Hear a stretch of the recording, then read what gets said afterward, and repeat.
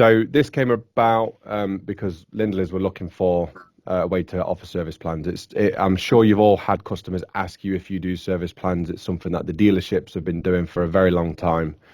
When we went out into the market, there wasn't really any options that suited independents. They were all complex, clunky, just not the best products out there. So we decided to create our own essentially. And I've known Matt, so Matt's one of the directors of ServiceSplit. Just for clarity, ServiceSplit is not the same business as Garage Hive. Different share structure, different team. I've worked with Matt on previous projects, and Matt just happened to reach out to me, like perfect timing. Is there anything that you want to work on? And the timing was just right. And then pitched the idea to Matt. Matt liked the idea, and off we went. That was probably about a year ago now. So for me, service plans is one of those things that you really want to get ahead of the curve. I truly believe that the independent future, like the future of independent garages, are going to require service plans to some degree. There is absolutely no denying that dealerships are dropping into the older market, and they are offering service plans to your customers today. I guarantee it. If you're on Facebook or Instagram, you'll see the Volkswagen service plan adverts. They're everywhere, and they are really coming after what would typically have been our customer segment. So what I don't want you to see service plans as is something that you need to wait for the right time for it to come round and then react. The sooner you start, the sooner you build up that business, that group of customers that have service plans, the better. This is something that you really need to get ahead of. And as I said, it's something that I do genuinely believe is going to be a critical part over sort of the next 5 years for independent garages. So this presentation, it's about 10 slides or so. Some of you are going to know some of this information because some of you are already using ServiceSplit, but there are plenty of people who aren't. So we're going to very quickly explain what ServiceSplit is really, how it works, what the sort of logistics of it is, what the legals of it is, and then we're going to get into some sales strategies. So Lindley's have so far been really successful in selling it to our customers, which I'm happy to speak about for as long as we want to speak about. So I'm going to hand you over to Matt now, if you're ready to take the reins on the presentation. If you're there. Yeah, thanks for that. So welcome everyone. Thanks again for joining us. As Alex said, my name's Matt. I'm here today to talk to you about ServiceSplit. So we're going to split this into two sections. We're going to start off by briefly covering the basics, what ServiceSplit is and how it works, and then we'll dive straight into some practical examples of how you can start selling plans. So let's begin. So why ServiceSplit? So for me personally, I like to consider myself a functioning member of society, as we all do. I reluctantly pay my taxes. I'm pretty competent at sorting out the recycling now, but most importantly, I try to ensure that my car is routinely serviced and maintained. Now, I've been within the automotive sector, primarily the software side of it, for the best part of 10 years now, and even I still struggle to get my car routinely serviced and maintained. It's just kind of an anxiety that I experience, and it turns out that I'm not alone. The truth is that as if COVID wasn't bad enough, a lot of people are still putting it off. And now we're living in amongst the cost of living crisis, which has put even more pressure on drivers' wallets. And what's absolutely staggering is that it's been widely reported that a quarter, if not a third, of drivers are deferring or just completely putting off servicing now.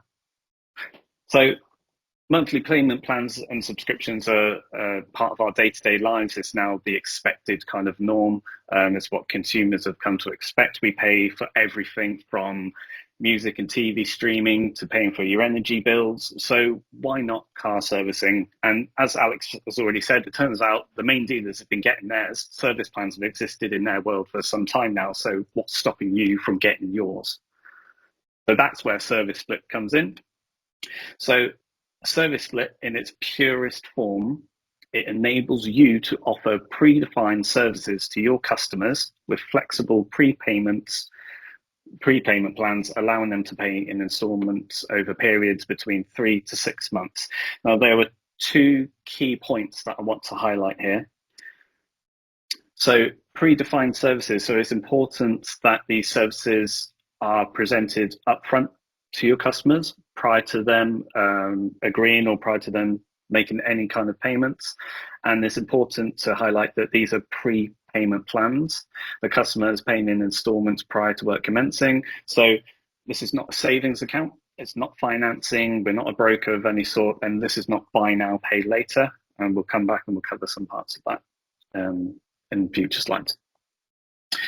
So what are the benefits? So to you, this gives you the competitive edge.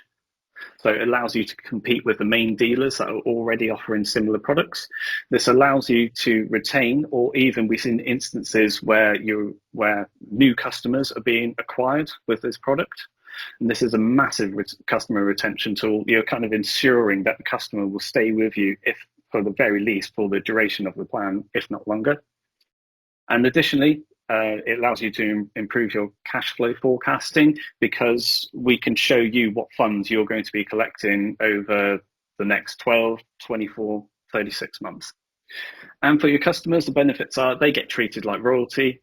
It makes servicing affordable and budget friendly, and it enhances the customer experience that they receive with you. And this is kind of what consumers come to expect nowadays. And lastly, it removes the stress and anxiety of a big annual service bill. So I want to get this part out of the way. It's important that we stipulate what ServiceSplit is not. So it is by no means a silver bullet. It's not a way of making some quick cash. Again, it's not a savings account for your customers. It's not buy now, pay later financing. And we need to be very clear with the terminology on any sales and marketing materials that we put out. So how does ServiceSplit work? So let me explain the relationship of how it works between us, you, and your customer. So when we ServiceSplit onboard you as a business, we establish a contract agreement between us and you. This is a fairly typical B2B contract agreement that you see in any kind of B2B kind of arrangement.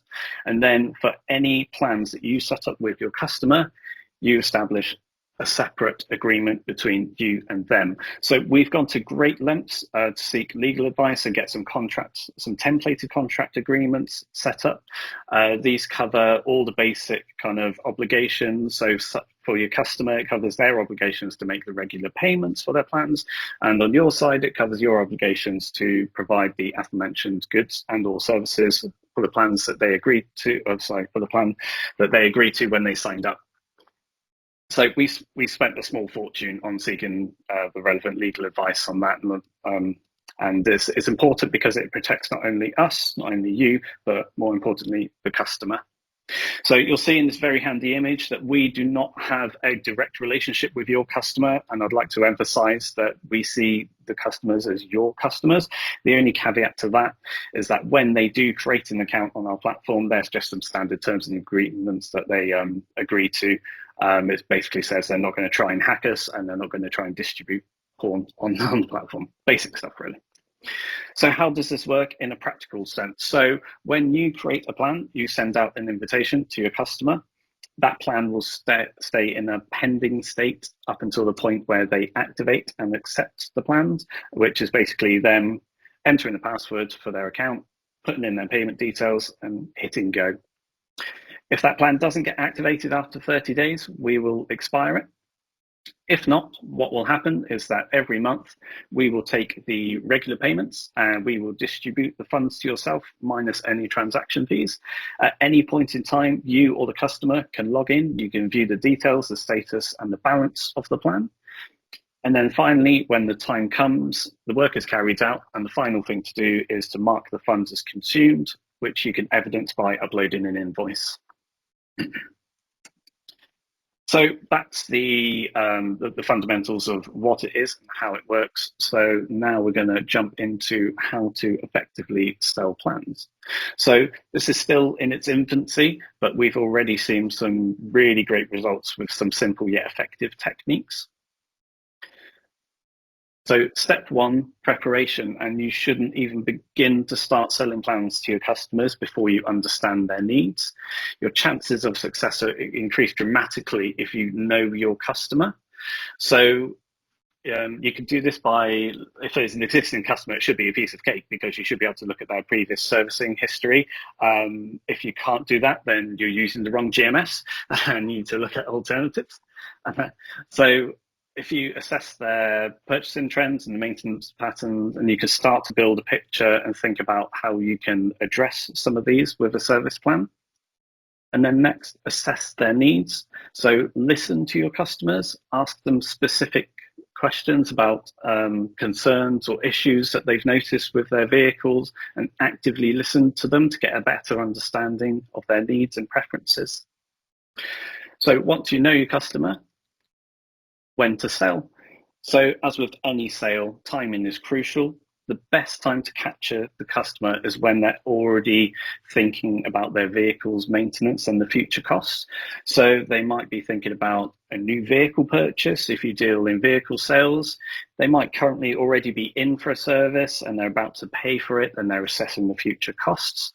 Or this could be during any kind of post service follow-up assessments. So there could be previous MOT advisories that they're assessing, or there could be some outstanding issues on any VHCs that have been completed previously. So by understanding and anticipating your customers' needs and concerns, you can strategically introduce service plans at the moment when they're most likely to be receptive. Starting the conversation. So if you've done the research on your customer, you understand their needs, you've timed it just right, and you're ready to begin the conversation, how do you kind of broach the subject of service plans? So the chances are that your customers are not even aware that you offer service plans, let alone that they exist altogether. So try to avoid closed questions because these are so easy to shut down.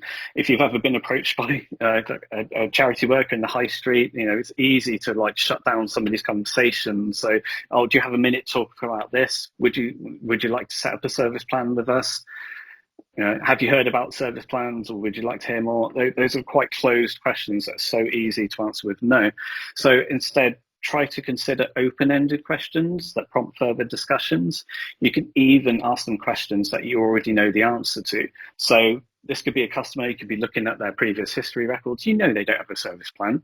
So when they're coming to pay or they're coming to book in for next year, oh, do you have a service plan with us? You know that they don't, but that can introduce the opportunity to start further discussions. It's like, what's a service plan? Oh, what's that?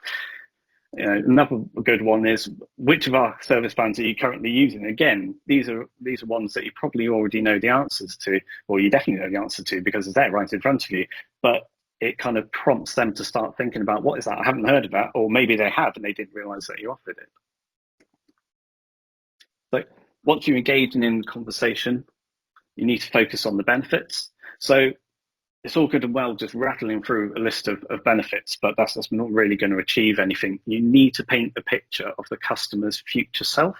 So if you imagine your customer's future self and how their life could improve, leverage what you've learned about them during the preparation and consider the timing of your engagement. So this approach will give you the context you need to clearly understand the challenges they face. Then show them of how a service plan can ease those pain points and make their life easier. So if we take an example, a customer's come to collect their vehicle after a major service, they're just about to pay their bill. So that's quite an uneasy time for them. They've got to pay. Not only do they have to pay this big bill, but already they're going to be thinking of next year's bill, next year's annual service and MOT. So if you think about how much easier their future life would be with the reassurance and affordability of a service plan, that's kind of the prime time to kind of broach the subject and raise it with them. So closing the deal, the beauty of this platform is that once you've actually invited them to the platform and the plan, the ball is in their court. However, you can increase your chances of success by following some key steps. So you highlight the benefits. So as I mentioned in the previous slide, and you need to ensure that you're pitching the benefits at the appropriate level that eases their pain or uncertainty. You can address any further concerns or questions that they may have. So this is a new product to the independent sector, and it will probably be a new product to them as well. So they just might need that further kind of reassurance. Be flexible if you can. So So with this, obviously we're not telling you how to sell service plans, but obviously every customer is different and every customer has different needs. And the beauty of a payment plan, or payment plan is our platform, is that they can be customized. It can be whatever you want it to be. And emphasize on the ease of activation. So we built this platform as simple as possible. Like honestly, all they need to do is put in a password to create their account, enter card payment information, and hit go. It couldn't be any more simpler if we wanted it to be.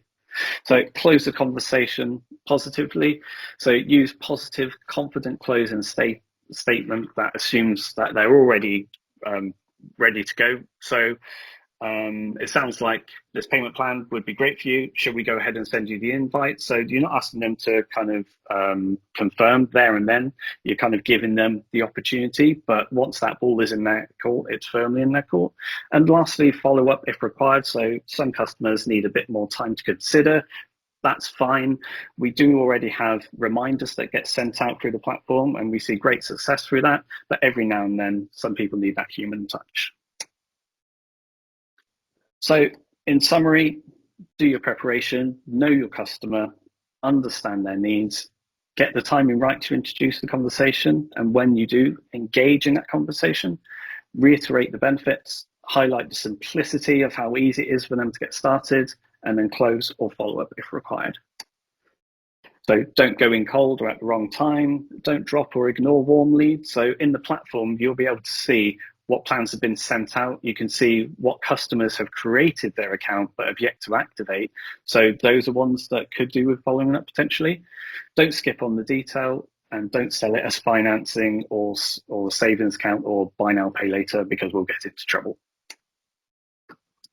So Lindley's have kindly allowed us to share their current marketing strategy. So this is an example of what they're currently doing. So Alex, I don't know if you wanted to jump in on this and explain. Yes. More about this. We've gone to market in several ways. I think it was last week we actually launched publicly. So we've been experimenting behind the scenes with service advisors attempting to sell this directly to customers. The most success that we've had is during a service conversation. So at the end of a service conversation, we will say, are you aware that we now do service plans, of which no one is aware? If you book in for a service plan now, then your prices will remain fixed for the next 12 months. In Lindley's, we're also offering free puncture repairs and a very slight discount off that service. So again, this comes down to, as Lindley's, a service customer for us is like the best customer by a country mile in terms of profitability and customer satisfaction, etc. So if I can get all customers on a service plan, I will be very happy. And this is, again, it's just to keep that customer retention really high. What we've also done is mail shots, and we had an overwhelming response from a mail shot that we actually struggled to cope with. So we ended up sending out 150 odd invites on a mail shot, which was really cool. They're still converting to today. So what we will find is that some customers convert straight away. Some customers will convert after 2 weeks. We've even had customers convert after a month. We've done social media posts, which has worked as well. And in receptions, we have posters now explaining what service plans are. So you're going to get customers who are going to ask for service plans, but you're also going to get a lot of customers who have never heard of service plans. And that's down to you to explain to those customers what the benefit of those service plans are. My recommendation is that I think the benefit of having a customer on a service plan is extremely high, which means you can be quite risky from your side with how flexible you're willing to be. So in Lindley's, the conversation for me is, how do you make this an absolute no-brainer for the customer? And that means they can cancel at any time. They can have a full refund if they want a full refund. It's cheaper for them to have a service plan, and they get benefits of having a service plan. So as a service customer, there is quite literally no reason to not have a service plan. And what I'm hoping with that is that we see a retention in service work, where we will see a retention in service plans. And what's been really interesting is when we went out to market, we gained several customers that we'd never seen before. So no vehicle history. They just applied for a service plan, which I found I didn't expect it, to be honest with you, but it's a fact, and that is happening. And perhaps these are the customers who are currently using the dealer and they want a service plan, which is much cheaper than independent, for example. So the most important thing for this, though, is to make sure that your front of house staff are on board, because they're the ones that are going to be having this conversation. So I'm assuming most people in this presentation are business owners or very senior management. I don't know how many of you are working directly on that front counter, but it's important that if you decide to do this, that your front of house staff understand the why. And you've got to believe in the why. You've got to believe that service plans are part of the future, and that retaining that service customer is super critical. But you've got to get that messaging over to the front of house staff, because it's them that's going to be having this conversation. What's actually completely blown my mind is how big some of the service plans are. So on one of our service plans, we actually have a wet belt, which I didn't expect. I can't even say I'm particularly comfortable with it, but this service plan is like, I don't know, how much is it, Matt? 1,500 quid in total? Yeah, it's a big one. Yeah, which is just insane. So customer wants to spread that cost. And because we've advertised like free health checks and free top-ups and free puncture repairs, we're actually getting customers take advantage of that as well. So we're now having customers book in for a free health check, which is just an invitation for a customer to have preventative maintenance done to the car. It's like you're finding these perfect customers, and that's what's been important for me. So to summarize, you can copy Lindley's marketing directly one-to-one, by the way. I'm not precious. If you want to literally rip off exactly what we do, please go for it. We've done an internal training. Unfortunately, Emma can't be here today, which is a real shame. So Emma's the advocate in Lindley's that's really pushing this. She's done a full presentation for all of our front of house staff. If you want access to that presentation, you can have it. Emma will be doing a training program later on. So if you want to bring some of your front of house staff to that training program, it is a training program aimed at front of house staff, not business owners. But anything Lindley see, as always, you can just have and just ask me any questions if I've missed anything. So this is where we are at the minute. We've got 75 plans activated. We've got 107 out there, which we're getting activations on a daily basis. Projected income is 15 grand. I'm expecting that to double up to 30, 35, 40,000 pound probably by the end of August. So I'm really happy with how it's progressing so far.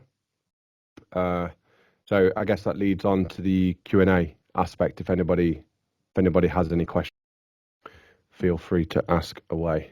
I'll just interject real quick before we let people Q&A. So I can summarize my takeaway, if you like, from this is to believe in service plans. It is what is needed for customers. Everyone is used to prepayment now, or payment on subscription, if you like.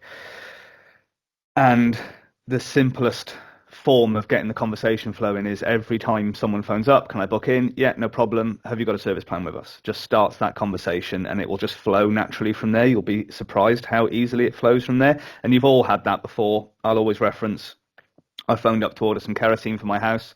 Have you got oil on subscription with us? No, didn't realize you did it. I now have a subscription for my oil for my house. So it just flows naturally and easily when you just ask the simple question, and it's so easy to do.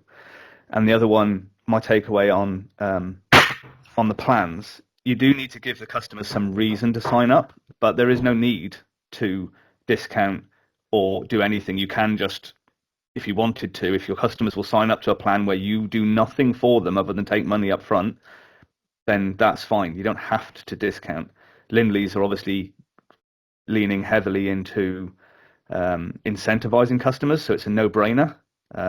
Which is working really well for them, but that doesn't mean you have to. With ServiceSplit, you have the absolute flexibility to bundle up, build whatever structure you want into your plan. The key is get customers to take out the plan for your benefit and theirs. What's the score with pricing and how do you set it up?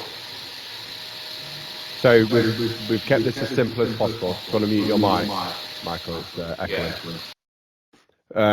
From the get-go, we decided to make this as basic as possible, and the pricing will be done within the GMS.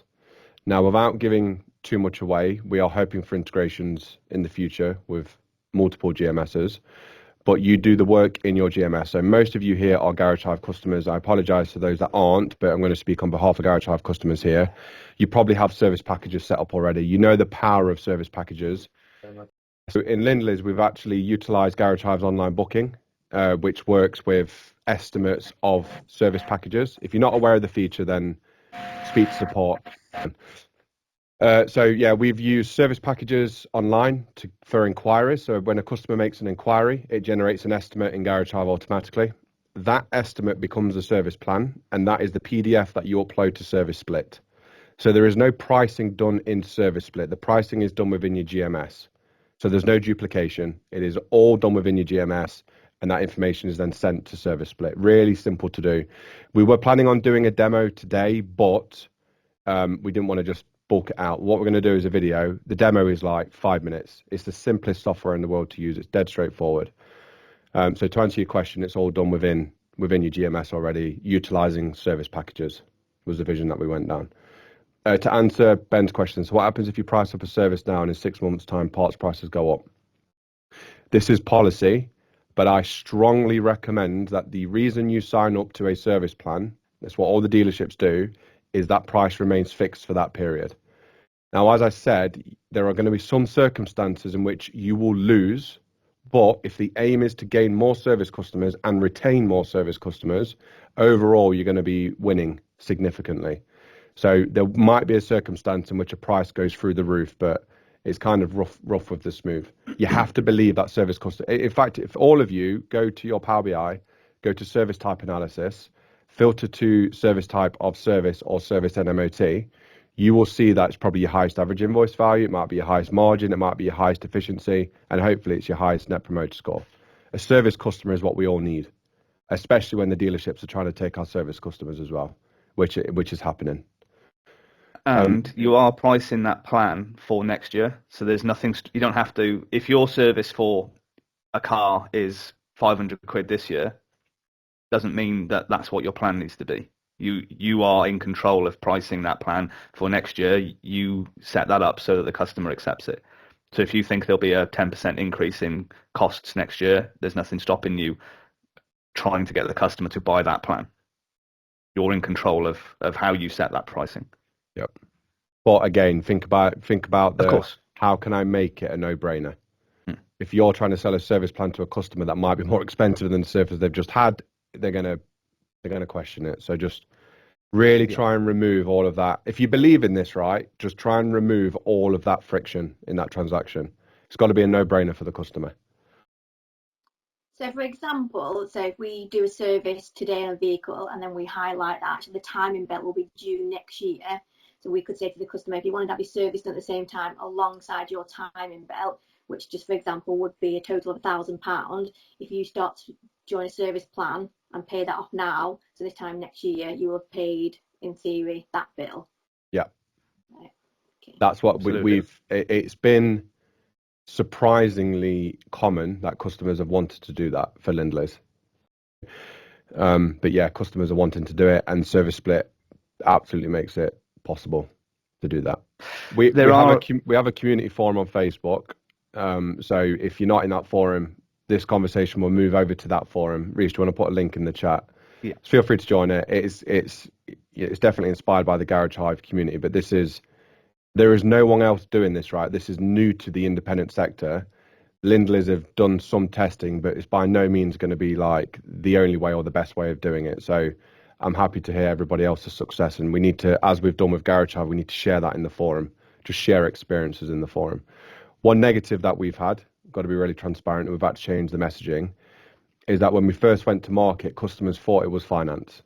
So we had some customers sign up to a plan expecting to, and then book straight in for a service and expecting it to be, even though from our perspective, the language was incredibly obvious, you really need to emphasize to your customers that this is not a finance plan. We're talking 3 or 4 customers out of 170 odd that we've spoke to so far. So it's only a small, but we've since changed that messaging now to make it explicitly clear that this is not finance.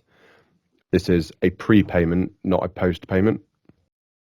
So Reece has just put the group in the Teams chat. So if you want to just join that group, feel free. We'll let you in. Is it possible that a single customer might have multiple service plans running at the same time? So they might have one for a timing belt that's going to be due in 4 or 5 years and another one for just routine servicing and things. Matt, do you want to take that one? I was muted. Yes, they can definitely do that. I guess the world's your oyster, basically. They can bundle it up into one plan, or they can have individual plans.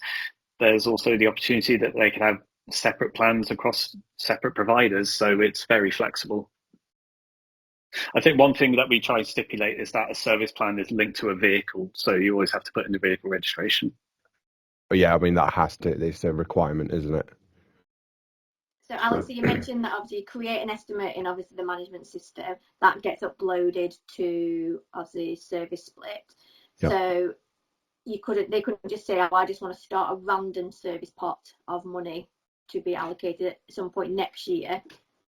I'm glad someone asked that question, because that's what most people want to happen.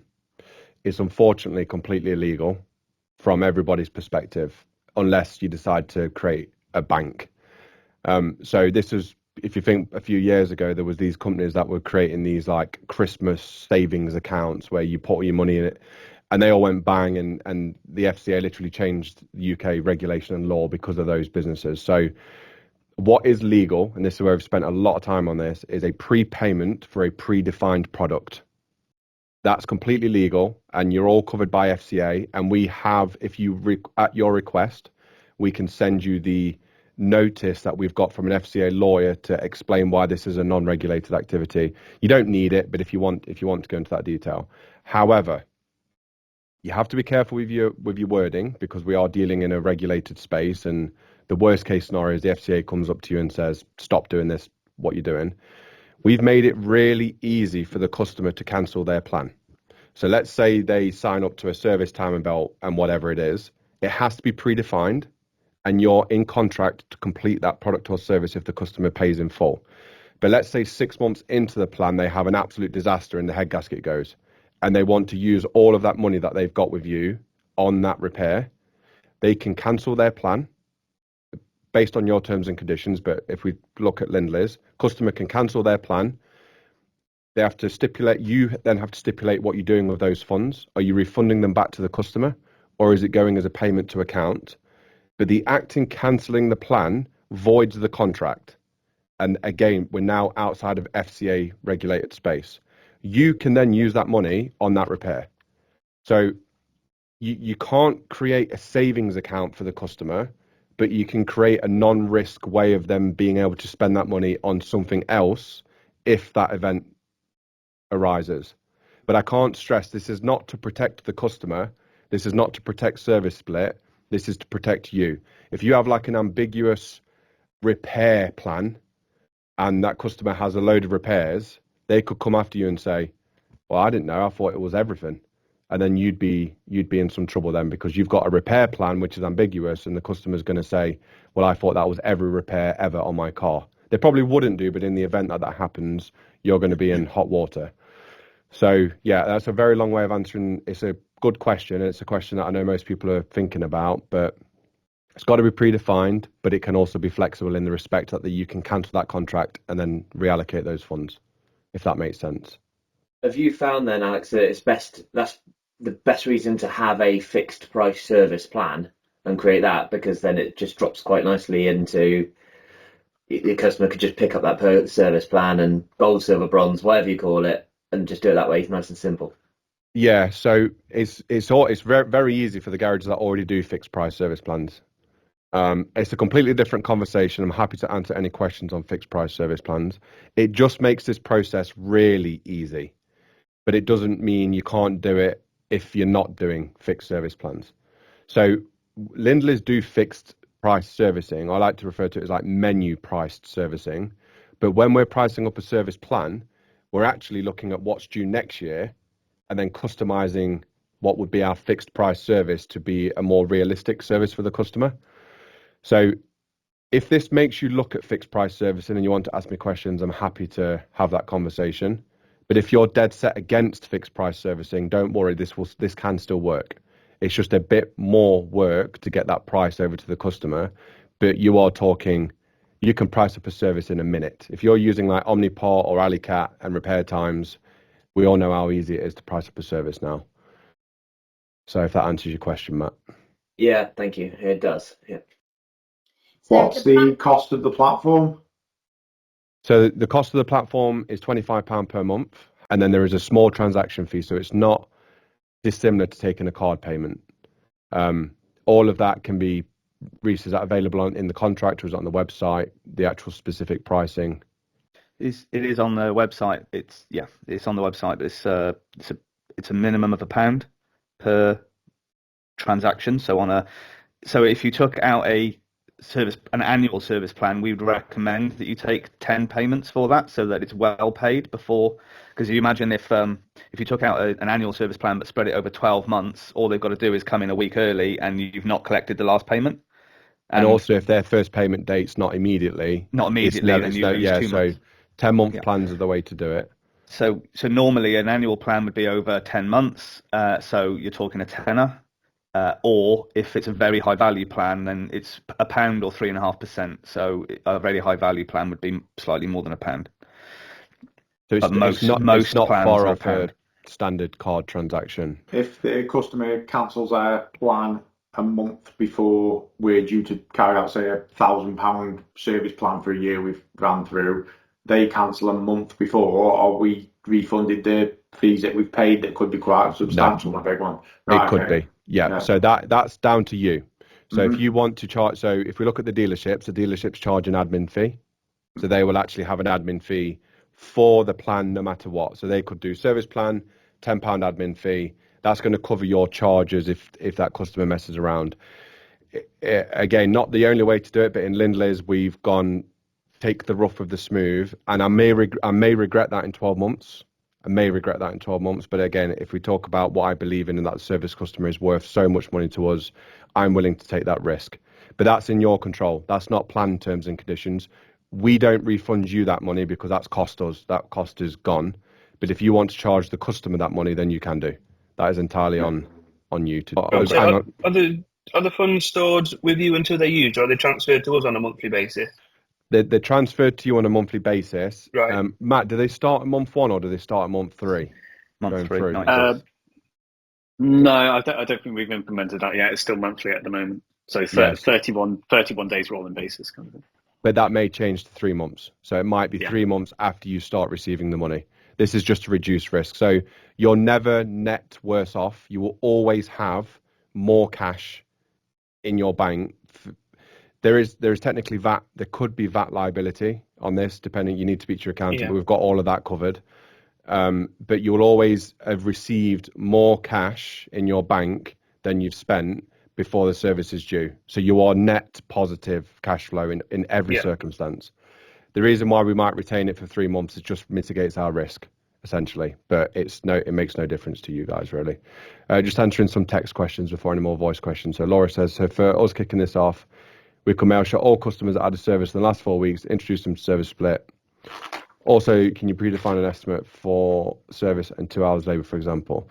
Right, so to answer your first question, yes, just pick a mail shot. You could filter Garage Hive to customers with history that are promoters, just mail shot those customers if you want to. It's entirely up to you how you cut and slice your marketing database, but mail shot was super effective for us, like really, really effective for us.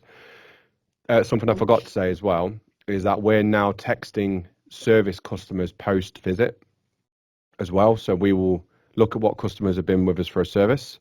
And then I think a week later, we're texting them saying, thank you for your business. Are you aware that you can now get a service plan? And then to answer your second question, also, can you predefine an estimate and say 2 hours labour? This is a very grey area, and I would recommend against it. Okay. So the problem you have is that 2 hours of labour is ambiguous. And if a customer wants to be funny, they could be funny, because what is 2 hours labour? If you think back to like predefined product, 2 hours of labour is, to you, it's defined. To a customer, it's quite loose. I don't know what a customer would expect from 2 hours labour. They might think, well, you told me my wet belt's going to be 2 hours labour. And then you're in this like back and forth disagreement with the customer then. So I would strongly what you've got in service packages pretty much. I would strongly recommend against it. And if you think about what this is for retaining service customers. So as long as they're on a plan, you're going to get the full benefit of that plan. Customer retention is that's what this is mainly about.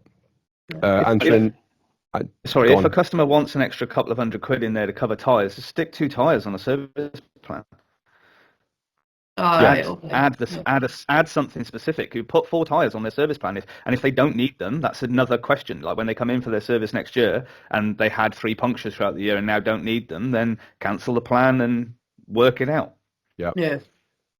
Right. Answering Neil's question, can a customer repurpose funds, e.g., they've agreed paying into a predefined plan for a time belt and service, and now they've got breakdown that? Yes. So yes, they can, Neil, but you have to cancel the plan. So just think about this as like a contract between you and the customer. You're saying, in 10 months' time, we're going to do this work, and you've got to pay us this much money. That is the contract that you've entered into with that customer. If they pay 9 months worth of that contract, then you cancel the contract. That money is free to do whatever you want with, but you've got to cancel the contract. You can't just dip into that contract and pull those funds out. You have to cancel the contract, if that makes sense. And we've made it so simple. I can't stress how that's like 2 clicks of a button, and that contract's cancelled, and that money is in your bank account to do what you wish. Is that So, the yes. same as the change vehicle then? So if you've prepped an estimate on Yeah. a Seatley on and then they've changed vehicle, you need to cancel that and Yes, because do the it. contract Okay. the contract is the job on the individual vehicle. Yes. Right. The competitor to us, you can't touch those funds until that plan is fully paid. Even if the customer comes in a week early for their service, you can't touch those funds. They are locked away until they've fully paid. So we've made it way better than what the competition has, but you have to think of this contract thing that you've entered into. It's all protection for yourself. Is the customer okay to cancel once the plan's run it to its conclusion? So they made all their payments. It's now a week before their service would be due. As far as we're concerned, the money's just sat there. All payments have all been made. Can they then cancel a week before they were potentially due to realise that plan after it's been paid in full? Again, that's up to you. Yeah, okay. That's up to you. So I would recommend, as I said, I'd recommend making it as easy for the customer. You know, most customers are going to do this in good faith. Mm-hmm. If someone's cancelling a service plan that's fully paid and they like you, which is why there's got to be a really, really strong reason behind obviously them someone cancelling. could crash their car 2 days before Exactly. they're coming for the service, Yeah. couldn't they? So Yeah. Exactly right.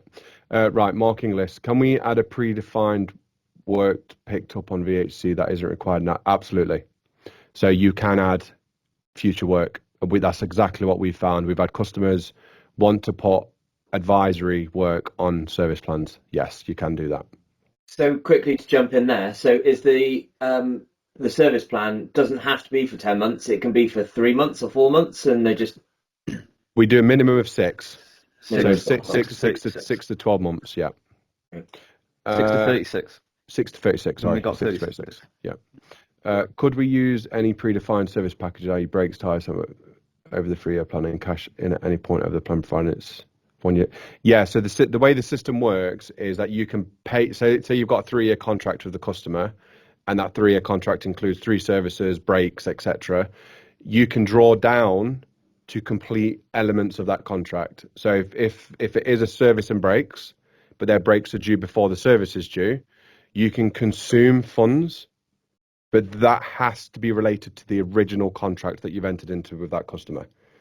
So if it is brakes, for example, you can just draw down on the brakes. In ServiceSplit, you put the invoice number that you've drawn those funds down onto, and that's then a record within ServiceSplit. So you imagine if it's a 3-year contract, they're not going to complete all 3 years before you do any work to the car. So that's been considered within ServiceSplit. So this is really transparent for the customer, so that when they log in, they have access. They see the original estimate, they see what's been itemised on there, but they can also see where those funds have been used. Yeah. And is the account to the customer? So, can they have multiple cars on it, or is it each transaction is one account, so to speak? No, it's multiple plans. Yeah, so it's customer one can have one account, and you can have 20 cars and 50 plans if you want to. So the where my head was at is if you've got a customer who's gone to the effort of registering and putting their bank details in, but we're saying, oh, cancel that plan if you need that money out quickly. I don't want them to have to go through the whole process again just to put another contract in place. It's So really, if you're going to do this, right, it's going to cost. I mean, I've done this in Lindley's and it's just an outright cost. I've registered one of my vehicles for a service plan because I wanted the full experience of creating an account, registering it's only a cheap service plan, registering a service plan, getting all the comms and stuff. It's really, really straightforward for the customer. So a lot of the emphasis has gone on the mobile experience.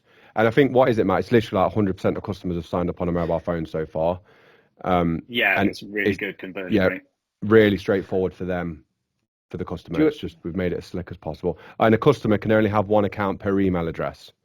So even if they accidentally like try and register again, you're going to get warnings all the way along that this email address already exists, essentially. When the money comes in each month from, obviously we get paid that into our system, will Yeah. Garage Hive automatically link with that and pull it in as a payment on account for the customer?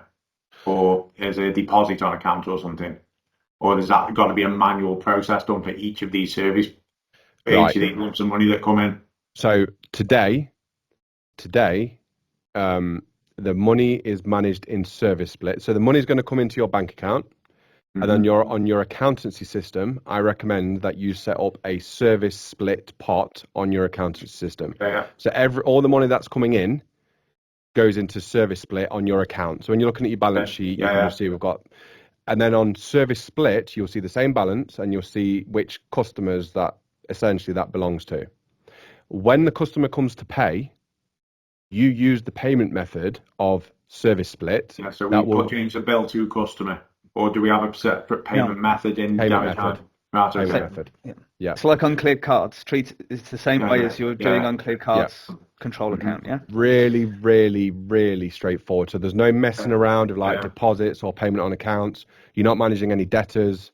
There's none of that bollocks. That's just another question. Okay. Brilliant. We are in the future. It will be even slicker than that. But as of today, that's how it's been built. It's been built very ambiguous to work with any GMS in exactly the same way. It's really straightforward to manage. Okay.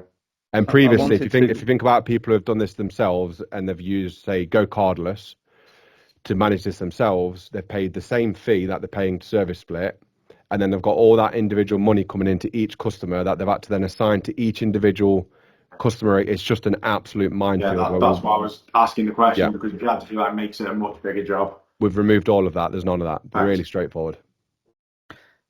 I just wanted to, Matt asked that question about customers and cancelling plans and adding new plans and all that kind of stuff. Have you ever used Klarna, Matt? I know you're loaded, so you just pay everything straight away. Don't need to spread his payments, Reese. You silly. Yeah, but I'm sure everyone's used Klarna. So you set up a Klarna account. You put your phone number in so they can send you text messages. You add your credit cards into it. But then next time you shop, you just go, I'll pay Klarna. And Klarna goes, do you want to use this one? You go, yeah, done.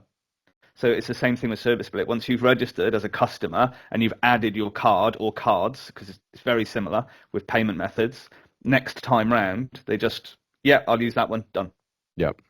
So it's literally a 3-minute process to sign up and then a 60 or 30-second process recurring after that for every subsequent plan. Yeah. So it's super simple.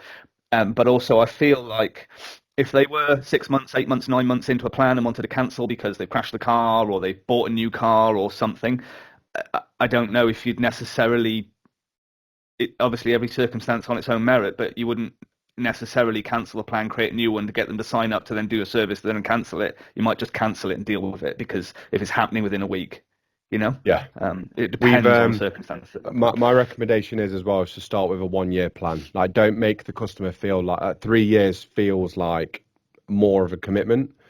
And in the dealer world, a 3-year plan is absolutely bog standard, because you get your 3-year warranty. It's 3 years to the MOT. It's just everything in the dealer world works. PCP is 3 years. In the independent world, don't be upset that you don't get 3 years. I think a 1-year plan in the independent world for us so far feels way more normal for our customers.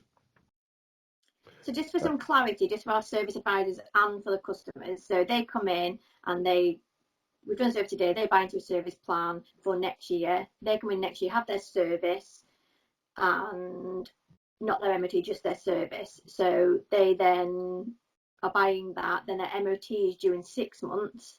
and it's got their advisories on. So they've always got one service plan running for the service, but in 6 months into that plan, their MOT has a list of advisories, and they say, oh, I don't want to do my advisories now, do it with my service. So can you update those payments?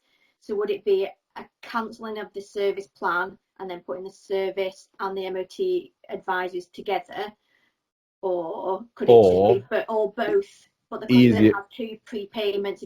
I'm just thinking of the customer, if they say they only want 1 prepayment, would that have to be the cancellation? Or if they're happy to have a payment for £100 for service and £20 towards their MOT repairs? What I would do in that situation is just create a new plan for 6 months. Of course, the payment to the customer is going to be exactly the same payment, but split into 2. So that's up to them.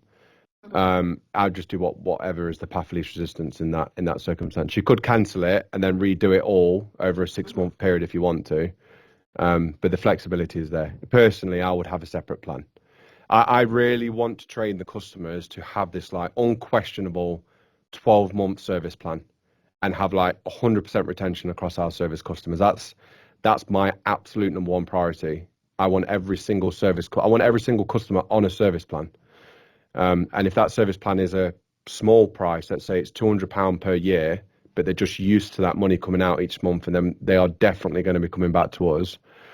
That's my priority instead of making one bigger one, if that makes sense. So, but yeah, both options are there. There's no right way of doing that, because that's up to you. That's business decision. So have you found, Alex, then that Lindleys have got a common amount that people are paying each month? So say a year and people are paying 25 quid a month, sorry. Matt, you've got the average transaction fee, haven't you? I do somewhere, not directly to hand. I did post it in the Facebook group, so let's see if I can grab that. I feel, off the top of my head, I feel like it's 18 quid-ish. I think that is for Lindleys, but I think across the board with the other garages we've got live, I think it's quite a bit higher. Lindleys is a little bit lower because they're doing, like Alex said, more about just the minimum basic, get someone on a plan. So there's that happening. A lot of other people using ServiceSplit at the moment are putting on larger plans than Lindleys because they're going a bit more all in with adding, you're going to need brakes next year and a set of tyres and a timing belt. So they're sort of loading those plans up. They're a bit bigger. They're both working. I mean, people are signing up to both plans. It's depending on your business. This is why we did it the way we did it, to give you that flexibility, the price. So I've got the average plan. Got the average plan total. They're going to accept. So the average plan total went from £155 to £350. That's between May and June. But I don't know what the monthly amounts would be off the top of my head, so I can't figure out the math that quick. Just to answer some of Michael's point, does the customer have access to our service package, or do we have to send them a plan quote? So there is a really cool feature in Garage Hive that allows you to display your service packages as estimates. So I recommend that you create, it's like an online booking. You can look at Lindleys. I think Reese has linked Lindleys. Look, so if you put a reg in, you can request a price based on service packages. And that just sends the information back to Garage Hive and it creates the estimate for you. Literally job done. Really, really slick. It's actually, aside from service plans, it's a really cool feature anyway. So if you've not actually looked at online estimates requests, then look at it, because it works. Just by chance, it works really slick with ServiceSplit. John, I know there's another customer that is using ServiceSplit as well, that's doing it on their online booking. They have all their service plans laid out on their online booking, and customer can just go and basically say, I want that one. Yeah. Johnny, is there a plan to integrate this with MAM? There isn't a plan, but we would do. If they're up for it, we're up for it. So the API is built. We are ready to integrate with any GMS. So all of our side is technically ready to go. So we've not had a conversation with MAM, but our future objective is to integrate with every GMS. Apologies if it would have been answered, but what is the transactional cost? So it's £25 per month for the platform, and it's £1. It's essentially a minimum of £1 per transaction. So the average plan will cost about £13 per year, roughly, something around that sort of figure. How long does it take us to sign up to ServiceSplit? The only delay really is getting on board with the payment provider. So there are some stipulations for this, right? And these aren't just our stipulations. You have to be a limited company. You can't be insolvent. You have to pass what's KYC with Stripe. So KYC is know your customer. So they will check you out to make sure you aren't fraudulent, to make sure that you're a healthy business, essentially. As soon as the KYC is done with Stripe, it's really quick from our side. It's quite straightforward. So Matt, what's the average onboarding time for someone who gets the application form filled in? It could be minutes, essentially. Yeah. The whole definitely same day. Providing you've got everything in order. Like if you did everything back to back, then it's normally within an hour. Okay, lovely. So get in the community forum if you haven't. Feel free to reach out to me directly if you want to. Feel free to rip off anything that Lindlers have done, literally directly, and just stick your own logo on it. That's not an issue. But if there's no more questions, guys, I guess we'll wrap that up. We can take the conversation over to the community forum. Thank you all very much for your time. I hope you found it valuable. I appreciate you giving us an hour of your time today. So yeah, that wraps it up then, guys. Thank you all, and I'll see you all soon. Guys. Thanks. Cheers, thank you. Thank you. Thank you. Cheers. Bye. Thanks, everyone. Thank you. Bye bye. Bye.